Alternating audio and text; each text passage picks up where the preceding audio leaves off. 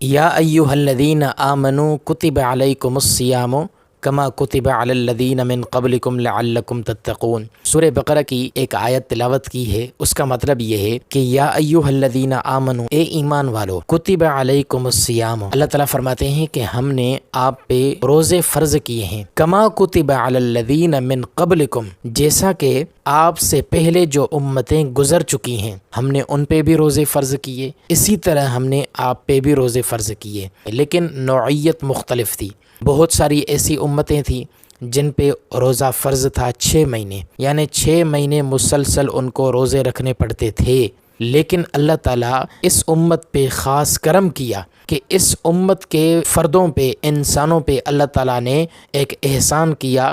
کہ سال کے اندر 1 مہینے کا روزہ فرض، لیکن اس کی بھی ترتیب یہی کہ 24 گھنٹے نہیں، صرف دن کے اندر۔ اللہ تعالیٰ فرماتے ہیں پتہ ہے کہ ہم نے آپ پہ روزہ کیوں فرض کیا، اس کی خاص وجہ کیا ہے، لعلکم تتقون، تاکہ تم متقی پرہیزگار بن جاؤ۔ جس طرح مال کو پاکیزہ بنانے کے لیے اللہ تعالیٰ نے زکوٰۃ فرض کی کہ زکوٰۃ ادا کریں تاکہ آپ کا مال پاکیزہ بن جائے،